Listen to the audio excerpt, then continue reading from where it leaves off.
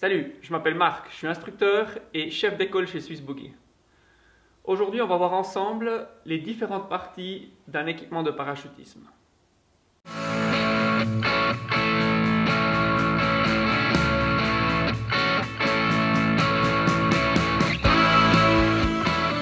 On va commencer avec les jambières qui sont ici en bas.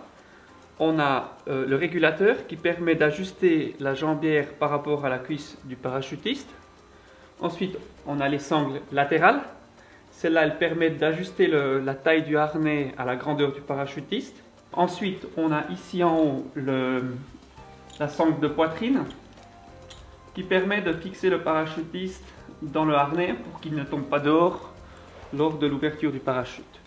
Juste en dessous, on a encore les deux poignées, le coussinet de libération et la poignée de secours.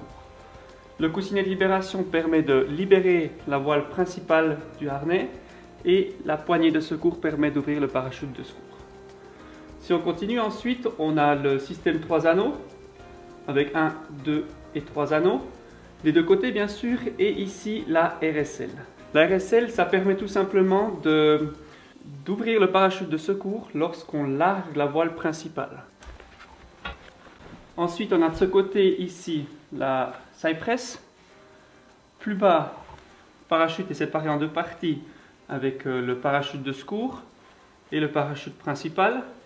Ici dedans, on a le pin de la poignée du parachute de secours avec le loop.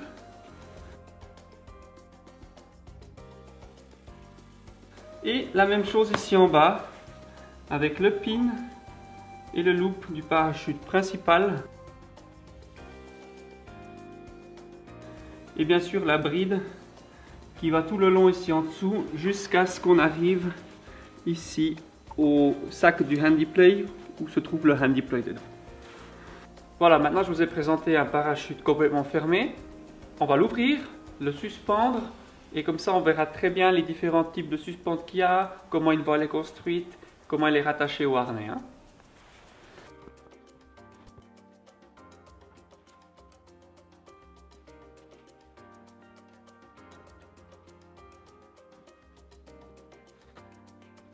Alors là, on voit un parachute complètement ouvert, avec à droite le côté droit du parachute, à gauche du côté gauche, et en haut la bord de fuite, et en bas le bord d'attaque. C'est là où l'air rentre dedans. On voit ensuite que le parachute est constitué de 9 cellules, qu'on peut compter bien sûr, et on voit les différents types de suspentes. Tout en haut, en violet, on a les freins. Ensuite, on a ici en vert les dés. En jaune, les C. En rouge, les B.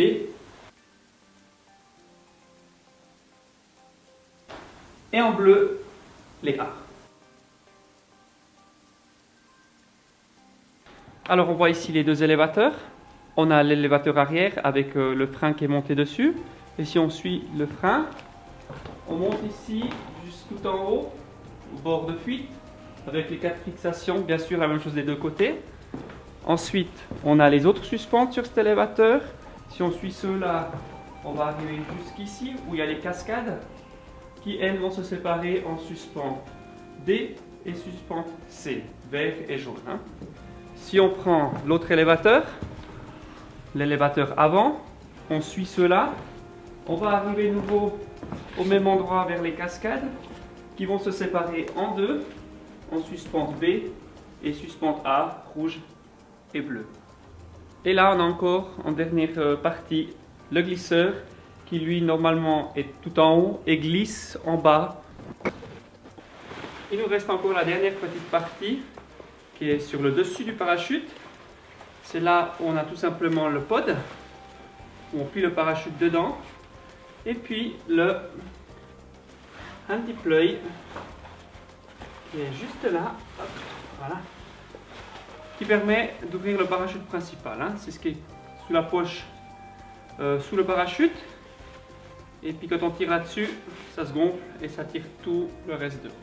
Voilà, alors on a vu tout ce qui était d'un parachute complètement fermé jusqu'à complètement ouvert. Si vous avez encore d'autres questions, n'hésitez pas à les poser dans les commentaires.